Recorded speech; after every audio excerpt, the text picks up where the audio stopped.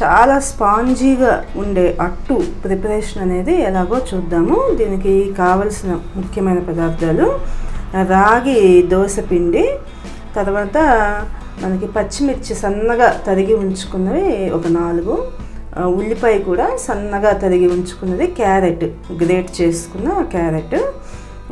ముందుగా ఈ రాగి దోశ పిండి ప్రిపరేషను ఎలా అనేది చూసుకుందాము.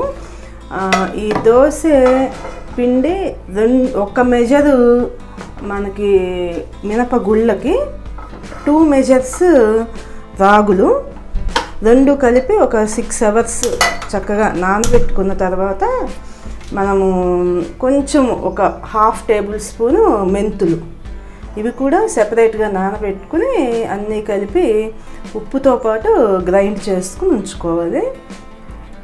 ఇలా ప్రిపేర్ అయిన పిండిని మనము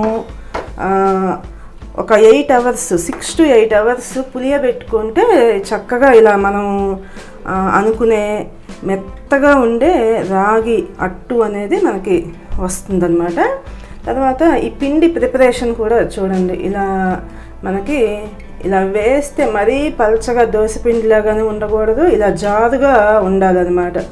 అయితే మనకి అట్టు అనేది చక్కగా స్పాంజీగా వస్తుంది. ఇప్పుడు మనం స్టవ్ ఆన్ చేసుకుని ప్యాన్ వేడెక్కిన తర్వాత ఒక 2 టేబుల్ స్పూన్స్ మనకి ప్యాన్ సైజుని బట్టి 2 టేబుల్ స్పూన్స్ ఆయిల్ వేసుకుందాం. ముందుగా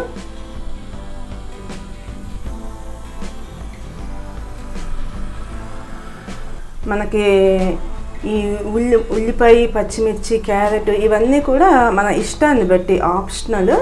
మనము ప్లెయిన్ అట్టు ఇష్టపడే వాళ్ళు జస్ట్ మెయిన్ ఏంటంటే స్పాంజీగా ప్రిపేర్ చేసుకోవడం అనేది మెయిన్ ఇంటెన్షన్.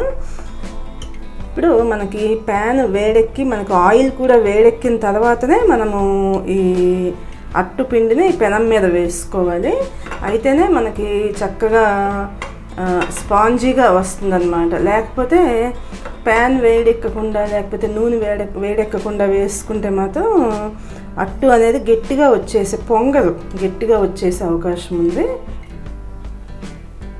ఇప్పుడు మనం కావలసిన సైజుకి ఇలా దోశ పిండిని ఇలా వేసుకోవాలి. స్టవ్ అనేది సిమ్లో ఉంచుకోవాలి. మనకి ఎప్పుడు కూడా అట్టు మీడియం ఫ్లేమ్ కానీ సిమ్ కానీ ఉంచుకోవాలి. అయితేనే బాగా చక్కగా మనకు కావలసినట్లుగా కాలుతుంది. ఇలా పైనుంచి మనము ఉల్లిపాయ, పచ్చిమిర్చి, తర్వాత గ్రేట్ చేసుకుని ఉంచుకున్న క్యారెట్ ఇవన్నీ కూడా వేసుకోవాలి మనం పిండి వేయగానే. ఇప్పుడు పైనుంచి మనము మూతతో కవర్ చేసుకుంటే అట్టు అనేది చక్కగా వస్తుంది. ఇప్పుడు ఒక 3 మినిట్స్ తర్వాత మనకి పైపక్క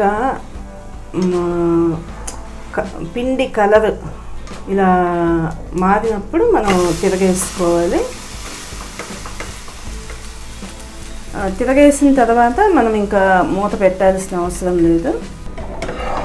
ఇప్పుడు చూడండి, మనకి ఒకసారి తిరగేసుకుంటే ఎంత స్పాంజీగా ఉందో ఇది అట్టు అనేది. చూశారు కదా, రాగి దోశ పిండితో స్పాంజీ అట్టు ఎలా ప్రిపేర్ చేయాలో. అందరూ కూడా ఈ టేస్టీ అండ్ హెల్తీ రెసిపీని ట్రై చేస్తారని ఆశిస్తున్నాను. మరిన్ని ఇలాంటి రెసిపీస్ కోసం ఈ ఛానల్ని సబ్స్క్రైబ్ చేసుకోండి. Thank you for watching.